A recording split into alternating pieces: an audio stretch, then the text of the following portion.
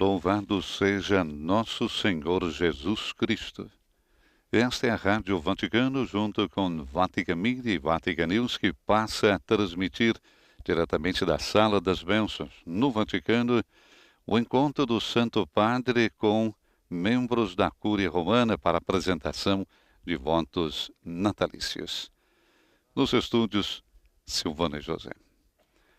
O encontro já tradicional de final de ano, um encontro que sempre se realiza na Sala Clementina, mas esse ano, devido à pandemia, se realiza na Sala das Bênçãos, uma sala um pouco mais ampla, que diz respeito a toda a fachada da Basílica Vaticana.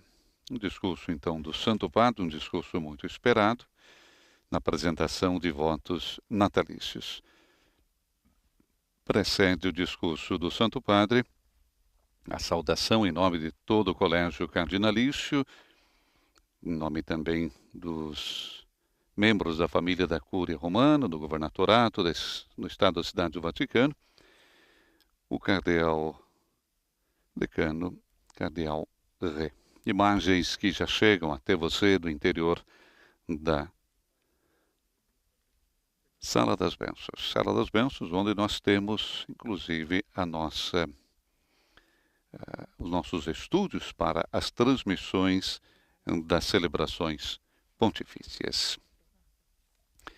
Alguns esclarecimentos também sobre a Santa Sé e o Vaticano, membros da Cúria Romana. Santa Sé, oficialmente a Sé Apostólica em português, né? É a jurisdição eclesiástica da Igreja em Roma, sendo uma entidade soberana e independente. Começa então Cardeal Ré. Beatíssimo Padre, em nome do Colégio dos Cardeais, tornado mais numeroso pelo recente consistório, em nome da família da Cúria Romana e do Governadorato, apresento a Vossa Santidade os mais cordiais votos de felicidade que o Natal inspira e confirma. A atmosfera de serenidade, alegria e festa que todos os anos caracteriza a celebração do evento mais alto da história, o do Filho de Deus que se fez homem. Este ano, esta atmosfera é perturbada pela dramática situação criada pela pandemia da Covid-19. Isso leva-nos a nos reunir ainda mais em torno da Vossa Santidade, em comunhão de fé e de pensamento, e de compromisso de serviço para o bem da Igreja e da humanidade.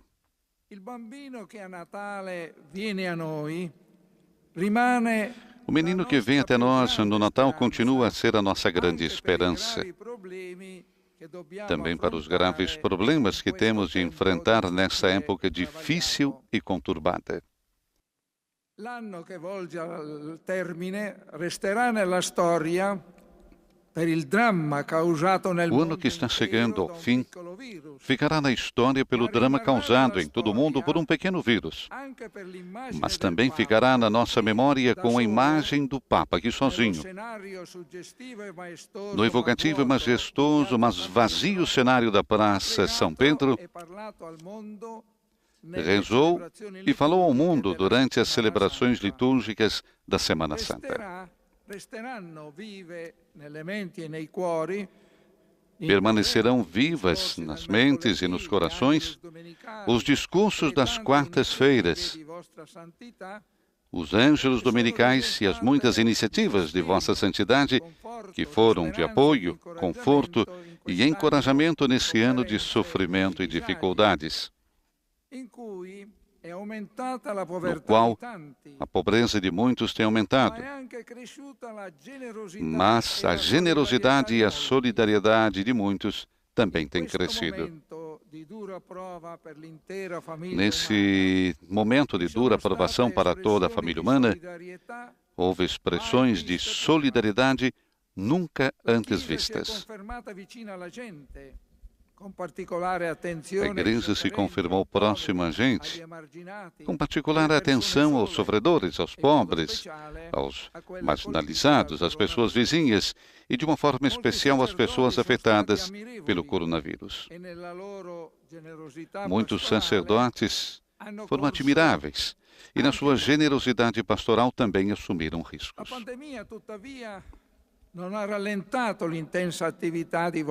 A pandemia, porém, não abrandou a intensa atividade de Vossa Santidade, cujas palavras têm sido um farol de luz, de conforto e de esperança. Nem impediu a realização de grandes iniciativas em nível mundial, como o Pacto Educativo Global, ou o encontro em Assis dos jovens para a economia segundo Francisco, embora de modo online. Uno degli eventi di maggior risonanza è stato certamente il dono. Um dos eventos de maior ressonância foi certamente o presente da terceira encíclica de Vossa Santidade, Fratelli Tutti, assinada em Assis diante do túmulo de São Francisco, um lugar de grande significado simbólico. Il documento ha subito avuto larga diffusione e accoglienza. O documento teve imediatamente ampla divulgação e acolhida, com a sua mensagem de fraternidade e amizade social, que não exclui ninguém, e com seu convite a cuidar uns dos outros e a promover uma sociedade fundada em relações de fraternidade. Essa importante encíclica lembrou-nos que os problemas só podem ser resolvidos trabalhando em conjunto com outros. E destacou o fato de que o amor social é uma força capaz de inspirar novos caminhos para superar as dificuldades. Per il centenario della nascita di Papa San Giovanni Paolo II, que cadeva para o centenário do nascimento do Papa São João Paulo II, que ocorreu no último dia 20 de maio, Vossa Santidade tinha planejado uma solene concelebração eucarística na Praça São Pedro, com a presença também de uma grande peregrinação da Polônia. Mas a situação de emergência criada pelo coronavírus só permitiu a Vossa Santidade celebrar a missa naquela manhã no altar do seu túmulo de João Paulo II, na Basílica do Vaticano, explicando na sua homilia que o seu predecessor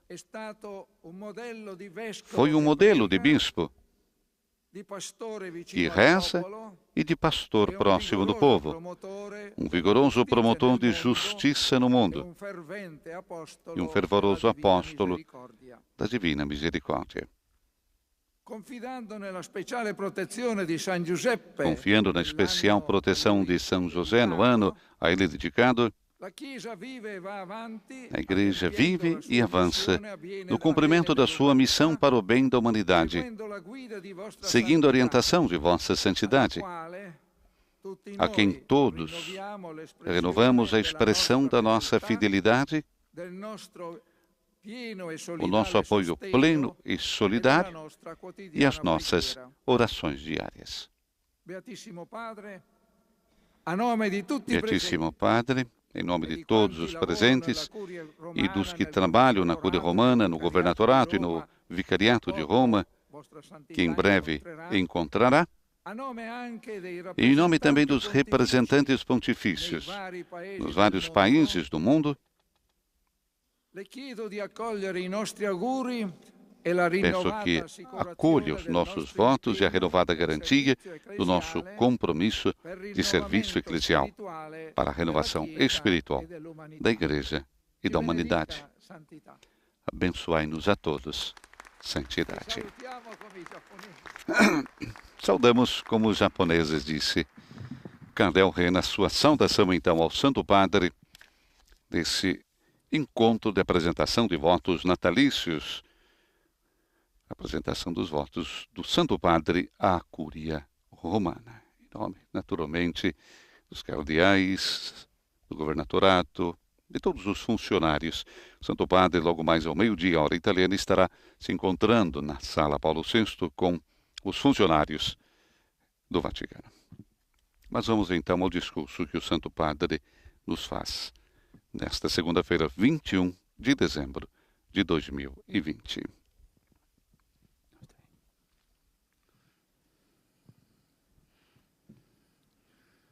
Cari fratelli e sorelle, il Natale di Gesù di Nazareth. Queridos irmãos e irmãs, o Natal de Jesus de Nazaré é o mistério de um nascimento que nos recorda que os homens, embora tenham de morrer, não nasceram para morrer, mas para começar. Como observa de maneira clarividente e incisiva Hannah Arendt, a filósofa judia, que inverte o pensamento do seu mestre Heidegger, segundo o qual o homem nasce para ser lançado na morte. Sobre as ruínas dos totalitarismos do século XX, Arendt reconhece essa verdade luminosa. O milagre que preserva o mundo, a esfera das vicissitudes humanas, da sua ruína normal, natural, é, em última instância, o fato da natalidade.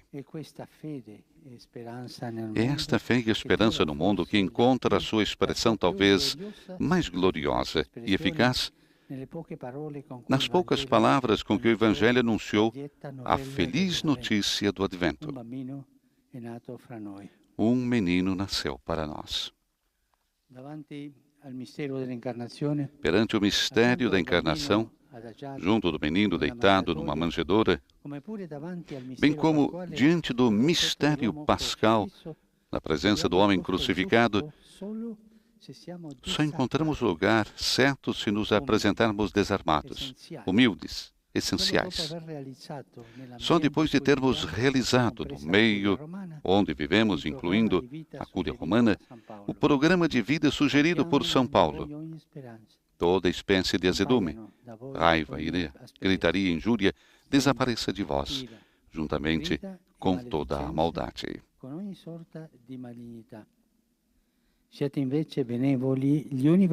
Sede antes bondosos uns para com os outros, compassivos, perdoando-vos mutuamente, como também Deus vos perdoou em Cristo.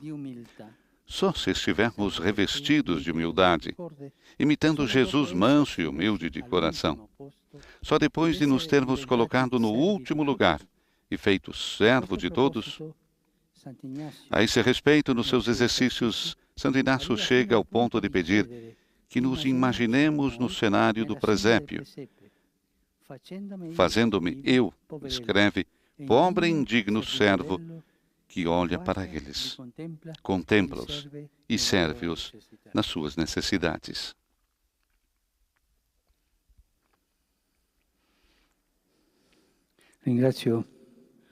Agradeço o Cardeal Decano pelas suas palavras neste Natal. Muito obrigado. Muito obrigado. Questo Natale è il Natale della pandemia, della crisi Esse Natal sanitaria, é o Natal da pandemia, pela crise sanitária, econômica, social e até eclesial, que atingiu sem distinções o mundo inteiro. A crise deixou de ser um lugar comum dos discursos e da elite intelectual para se tornar uma realidade partilhada por todos. Esse flagelo foi um teste considerável e, ao mesmo tempo, uma grande ocasião para nos convertermos e recuperarmos a autenticidade. Quando, em 27 de março passado, no adro de São Pedro, com a praça aparentemente vazia, quando na realidade estava cheia de graças à pertença fraterna que nos acomuna nos vários cantos da terra, quis regar por todos e com todos. Tive a ocasião de referir em voz alta o possível significado da tempestade que se abatera sobre o mundo. A tempestade desmascara a nossa vulnerabilidade e deixa descoberto as falsas e supérfluas seguranças com que construímos os nossos programas, os nossos projetos, os nossos hábitos e prioridades. Mostra-nos como deixamos adormecido e abandonado aquilo que nutre, sustenta e dá força à nossa vida e à nossa comunidade. A tempestade põe a descoberto todos os propósitos de empacotar e esquecer o que alimentou a alma dos nossos povos. Todas as tentativas de anestesiar, com hábitos aparentemente salvadores, incapazes de fazer apelo às nossas raízes e evocar a memória dos nossos idosos, privando-nos assim da imunidade necessária para enfrentar as adversidades. Com a tempestade, caiu a maquilhagem dos estereótipos com que mascaramos o nosso eu, sempre preocupado com a própria imagem. E ficou descoberto, uma vez mais, aquela abençoada pertença comum a que não nos podemos subtrair. A pertença como irmãos. La Provvidenza ha voluto proprio che in questo tempo difficile potessi scrivere fratelli. Precisamente nesse tempo difícil, quis a Providência dar-me a possibilidade de escrever a encíclica Fratelli Tutti, dedicada ao tema da fraternidade e da amizade social. E dos evangelhos da infância, onde se narra o nascimento de Jesus, vem-nos uma grande lição, ou seja, a de uma nova cumplicidade e união que se cria entre quantos são os seus protagonistas: Maria, José, os pastores, os magos e todos aqueles que, de uma forma ou de outra, ofereceram a sua fraternidade, a sua amizade, para poder ser acolhido na escuridão da história, o Verbo que se fez carne. Assim deixei escrito na referida encíclica. Desejo ardentemente que nesse tempo que nos cabe viver, reconhecendo a dignidade de cada pessoa humana, possamos fazer renascer entre todos um anseio mundial de fraternidade. Uma aspiração mundial à fraternidade. Entre todos aqui está um ótimo segredo para sonhar e tornar a nossa vida uma bela aventura. Ninguém pode enfrentar a vida isoladamente. Precisamos de uma comunidade que nos apoie, que nos auxilie e dentro da qual nos ajudemos mutuamente a olhar em frente. Como é importante sonhar juntos. Sozinho, corres o risco de ter miragens, vendo aquilo que não existe. É juntos que se constroem os sonhos. Sonhemos como uma única humanidade, como caminhantes da mesma carne humana, como filhos desta mesma terra, que nos alberga a todos, cada qual com a riqueza da sua fé ou das suas convicções, cada qual com a própria voz, mas todos irmãos. A crise da pandemia é uma ocasião propícia para uma breve reflexão. A crise da pandemia é ocasião propícia para uma breve reflexão sobre o significado da crise em si mesma, que nos possa ajudar a cada um. A crise é um fenômeno que afeta tudo e todos. Presente por todo lado e em cada período da história, envolve as ideologias, a política, a economia, a técnica, a ecologia, a religião. Trata-se de uma etapa obrigatória da história pessoal e social. Manifesta-se como um fato extraordinário que provoca sempre um sentimento de trepidação, angústia, desequilíbrio e incerteza nas opções a tomar. Como lembra a raiz etimológica do verbo crino, a crise é aquele crivo que limpa o grão de trigo depois da ceifa. A própria Bíblia está povoada por pessoas que foram passadas pelo crivo, por personagens em crise, mas que precisamente através dela realizam a história da salvação. A crise de Abrão, que deixa sua terra e vive a grande prova de dever sacrificar a Deus o seu único filho, Isaque, é resolvida do ponto de vista teologal com o nascimento de um novo povo. Mas esse nascimento não poupa Abraão de viver um drama onde a confusão e o desorientamento só não prevaleceram graças à fortaleza da sua fé. A crise de Moisés manifesta-se na falta de confiança em si mesmo. Quem sou eu para ir ter com o faraó e fazer sair os filhos de Israel do Egito? Eu não sou um homem dotado para falar, tenho a boca e a língua pesadas. Sou incircunciso de lábios. Por isso, tenta evitar a missão que Deus lhe confia. Senhor, envia a mensagem pela mão de outro. Mas por meio dessa crise, Deus fez de Moisés o seu servo, que guiou o povo para fora do Egito. Elias, o profeta tão forte que foi comparado ao fogo. No momento de grande crise até desejou a morte, mas depois experimentou a presença de Deus, não no vento impetuoso, nem no tremor da terra, nem no fogo, mas no murmúrio de uma brisa suave. A voz de Deus nunca é a voz rumorosa da crise, mas é o murmúrio que nos fala dentro da própria crise. João Batista sente-se acabrunhado pela dúvida sobre a identidade messiânica de Jesus, porque não se apresenta como o justiceiro que ele talvez esperasse. Mas é precisamente depois do fato da prisão de João que Jesus começa a pregar o Evangelho de Deus. E ainda a crise religiosa de Paulo de Tarso, abalado pelo deslumbrante encontro com Cristo no caminho de Damasco, é impelido a deixar as suas seguranças para seguir Jesus. São Paulo foi verdadeiramente um homem que se deixou transformar pela crise.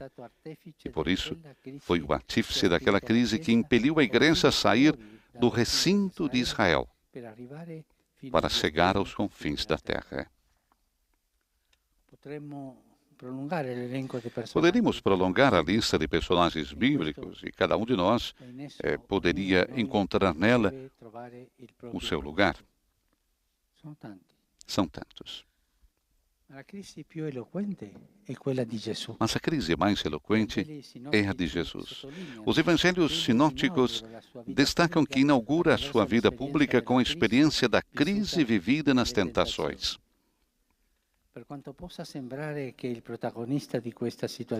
Embora o protagonista dessa situação possa parecer o diabo com as suas falsas propostas, todavia o verdadeiro protagonista é o Espírito Santo. É ele, de fato, quem conduz Jesus nesse momento decisivo da sua vida. O Espírito conduziu Jesus ao deserto a fim de ser tentado pelo diabo. Os evangelistas evidenciam que os 40 dias vividos por Jesus no deserto estão marcados pela experiência da fome e da fragilidade.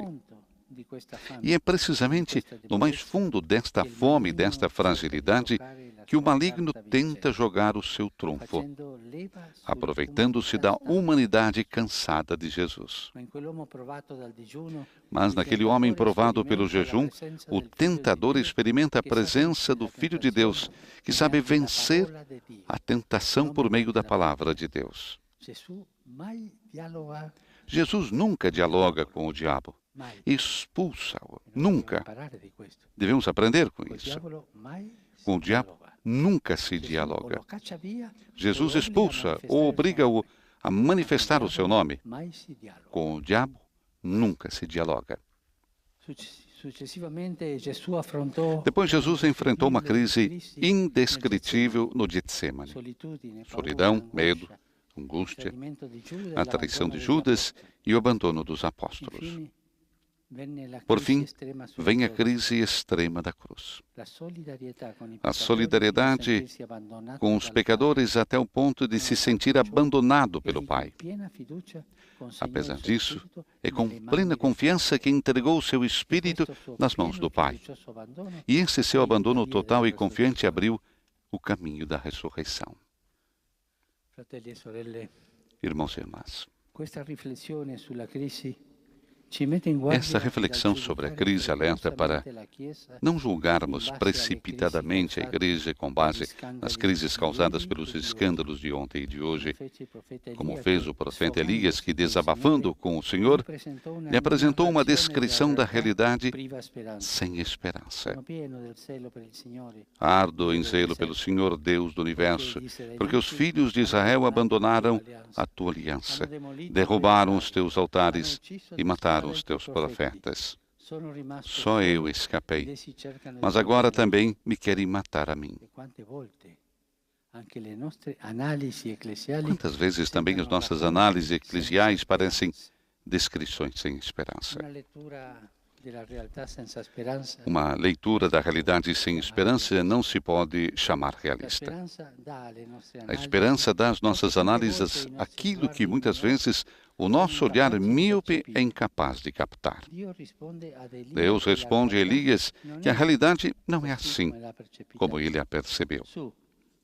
Vai e volta pelo caminho do deserto, em direção a Damasco.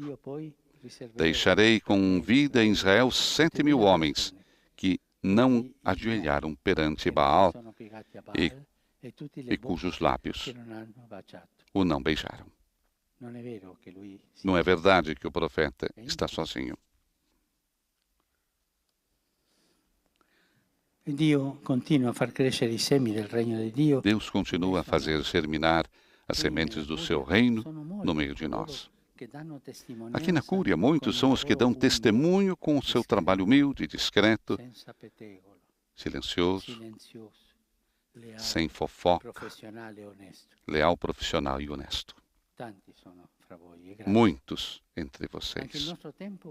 O nosso tempo também tem os seus problemas, mas possui igualmente o testemunho vivo de que o Senhor não abandonou o seu povo, com a única diferença de que os problemas vão parar imediatamente aos jornais, enquanto os sinais de esperança fazem notícia só depois de muito tempo, e nem sempre. Quem não olha a crise à luz do Evangelho limita-se a fazer a autópsia de um cadáver. Faz análise da crise sem a esperança do Evangelho. Estamos assustados com a crise, não só porque nos esquecemos de avaliar como o Evangelho nos convida a fazê-lo, mas também porque esquecemos que o Evangelho é o primeiro a colocar-nos em crise. Mas se reencontrarmos a coragem e a humildade de dizer em voz alta que o tempo da crise é um tempo do Espírito, então, mesmo no meio da experiência da escuridão, da fraqueza, da fragilidade, das contradições, da confusão, já não nos sentiremos esmagados, mas conservaremos sempre a confiança íntima de que as coisas estão prestes a assumir uma forma nova, nascida exclusivamente da experiência de uma graça escondida na escuridão. Porque no fogo se prova o ouro, e os eleitos de Deus no cadinho da humilhação. Por fim, gostaria de vos exortar a não confundir a crise com o conflito. Duas coisas diferentes. A crise geralmente tem um desfecho positivo, enquanto o conflito cria sempre um contraste, uma competição, um antagonismo aparentemente sem solução entre sujeitos que se dividem em amigos a amar e inimigos a combater, com a consequente vitória de uma das partes. A lógica do conflito sempre busca os culpados, a estigmatizar e desprezar, e os justos a justificar, a fim de introduzir a noção, muitas vezes mágica, de que esta ou aquela situação nada tem a ver conosco. Esta perda no sentido de uma pertença comum favorece o crescimento ou a afirmação de certas atitudes elitistas e de grupos fechados que promovem lógicas restritivas e parciais que empobrecem a universalidade da nossa missão. Quando paramos na conjuntura conflitual, perdemos o sentido da unidade profunda da realidade. destra, sinistra, progressista. A igreja lida com as categorias de conflito, direita e esquerda, progressista e tradicionalista, divide-se, polariza-se, perverte-se e atraiçoa a sua verdadeira natureza. É um corpo perenemente em crise, precisamente porque está vivo, mas não deve tornar-se jamais um corpo em conflito com vencedores e vencidos, pois desse modo semeará temor, tornar-se-á mais rígida, menos sinodal e imporá uma lógica uniforme e uniformizadora, muito distante da riqueza e pluralidade que o Espírito deu à sua igreja. A novidade introduzida pela crise, querida, pelo Espírito, nunca é uma novidade em contraposição ao antigo, mas uma novidade que germina do antigo e o torna sempre fecundo. Jesus usa uma frase que expressa esta passagem de forma simples e clara. Se o grão de trigo lançado à terra não morrer, fica ali só. Mas se morrer, dá muito fruto. O ato de morrer da semente é ambivalente, porque assinala simultaneamente o fim de alguma coisa e o início de outra. Ao mesmo tempo, chamamos morte apodrecer e nascimento germinar, porque são a mesma coisa. Diante dos nossos olhos vemos um fim e, ao mesmo tempo, naquele fim manifesta-se um novo início. Nesse sentido, todas as resistências que fazemos ao entrar em crise, deixando-nos conduzir pelo Espírito no tempo da prova, condenamos-nos a ficar sós e estéreis. Defendendo-nos da crise, obstaculizamos a obra da graça de Deus que quer manifestar-se em nós e por meio de nós. Por isso, se um certo realismo nos mostra a nossa história recente apenas como a soma de tentativas, nem sempre bem-sucedidas, de escândalos, quedas, pecados, de contradições, de curtos-circuitos no testemunho, não devemos assustar-nos, nem negar a evidência de tudo aquilo que em nós e nas nossas comunidades é afetado pela morte e precisa de conversão. Tudo aquilo que de mal, contraditório, fraco e frágil se manifesta abertamente, lembra-nos ainda mais intensamente a necessidade de morrer para um modo de ser, raciocinar e agir, que não reflete o Evangelho.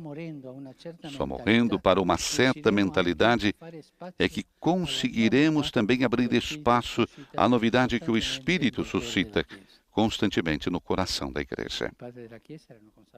Os padres da igreja eram conscientes disso. Chamavam de metanoia.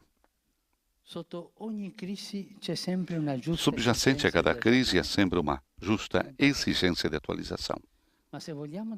Mas se quisermos de verdade uma atualização, deveremos ter a coragem de uma disponibilidade sem limites.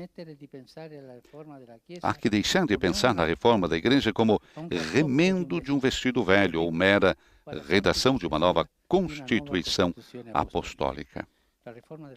A reforma da igreja é uma outra coisa. Não se trata de remendar uma peça de vestuário, porque a igreja não é simples vestido de Cristo, mas o seu corpo que abraça a história inteira. Somos chamados não a mudar ou reformar o corpo de Cristo. Jesus Cristo é o mesmo, ontem, hoje e pelos séculos, mas a revestir com um vestido novo aquele mesmo corpo, a fim de que resulte claramente que a graça possuída não vem de nós, mas de Deus. De fato, trazemos esse tesouro em vasos de barro, para que se veja que este extraordinário poder é de Deus e não nosso. A igreja é sempre um vaso de barro, precioso pelo que contém, e não pelo que às vezes mostra de si mesma. No fim, com prazer de doar a vocês um livro do Padre Adura, onde se mostra a vida de um vaso de barro que faz resplandecer a grandeza de Deus, que é a reforma também da igreja. Esse é um tempo em que parece evidente que o barro de que fomos feitos está lascado, rachado, partido. Temos de esforçar-nos porque a nossa fragilidade não se torne obstáculo ao anúncio do Evangelho, mas lugar onde se manifeste o grande amor com que Deus, rico em misericórdia, nos amou e continua a amar. Deus rico de misericórdia em nossa vida. A nossa vida seria uma mentira se Deus não fosse rico em misericórdia. Durante o período da crise, Jesus acautela-nos de algumas tentativas de sair dela que, à partida, estão condenadas ao fracasso, como aquela que recorta um bocado de roupa nova para o deitar em roupa velha. O resultado é previsível, ficará rasgada a nova e a roupa velha não se ajustará bem o remendo que vem da nova.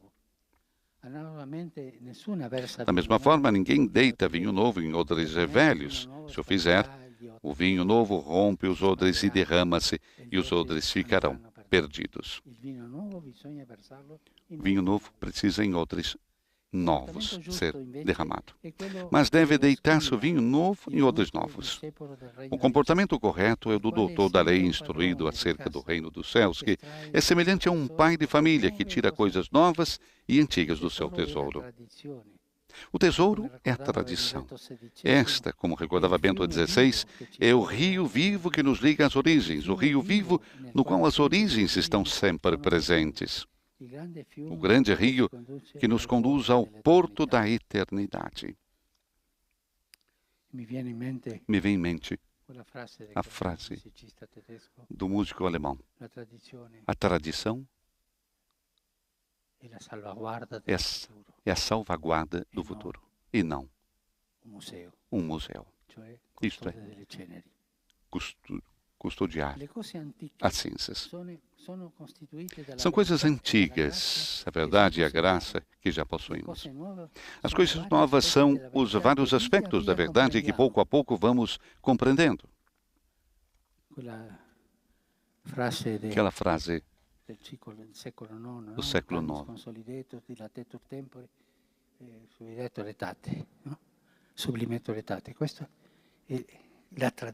Isso é a tradição. Nenhuma modalidade histórica de viver o Evangelho esgota a sua compreensão. Se nos deixarmos guiar pelo Espírito Santo, iremos dia após dia aproximando-nos cada vez mais da verdade completa. Ao contrário, sem a graça do Espírito Santo, pode-se até começar a conceber a Igreja de forma sinodal, mas, em vez de se referir à comunhão, chega a ser concebida como qualquer assembleia democrática, composta por maiorias e minorias, como um parlamento. Isso não é sinodalidade. Só a presença do Espírito Santo fará a diferença. Como comportar-nos na crise? Antes de mais nada, aceitá-la como um tempo de graça que nos foi dado para compreender a vontade de Deus sobre cada um de nós e a igreja inteira. É preciso entrar na lógica aparentemente contraditória de que, quando sou fraco, então é que sou forte. Tenha-se presente a garantia dada por São Paulo aos Coríntios. Deus é fiel e não permitirá que sejais tentados acima das vossas forças, mas, com a tentação, vos dará os meios de sair dela e a força para a suportar. Ponto fundamental é não interromper o diálogo com Deus, mesmo que seja cansativo. Rezar não é fácil. Não devemos cansar-nos de rezar sempre. Não conhecemos outra solução para os problemas que estamos vivendo, senão a de rezar mais e, ao mesmo tempo, fazer tudo o que nos for possível com mais confiança. A oração permite-nos ter esperança, para além do que se podia esperar.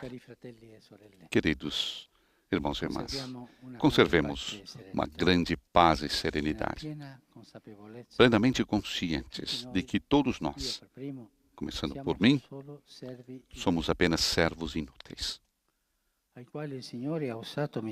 com quem usou de misericórdia o Senhor. Por isso, seria bom se deixássemos de viver em conflito e voltássemos a sentir-nos a caminho, aberto à crise. O caminho sempre tem a ver com os verbos de movimento. A crise é movimento, faz parte do caminho. Ao contrário, o conflito é um caminho fictício, é um giro vagar, sem motivo nem finalidade. É permanecer no labirinto. É só desperdício de energias e ocasião de mal. E o primeiro mal a que nos leva ao conflito e do qual devemos procurar fugir é a murmuração, a fofoca. Vamos estar atentos a isso. Não é uma mania que eu tenho. É a denúncia de um mal que entra na cúria. E aqui no palácio tem tantas portas e janelas. E nos habituamos a isso. A maledicência que nos fecha na mais triste, desagradável e sufocante autorreferencialidade e transforma toda a crise em conflito. Narra o Evangelho que os pastores acreditaram no anúncio do anjo e puseram-se a caminho para ir ver Jesus. Ao contrário, Herodes fecha-se diante da narração dos magos e transformou este seu fechamento em mentira e violência. Cada um de nós, independentemente do lugar que ocupa na igreja, interrogue-se se quer seguir Jesus com a docilidade dos pastores ou com a autoproteção de Herodes, segui-lo na crise ou defender-se dele no conflito.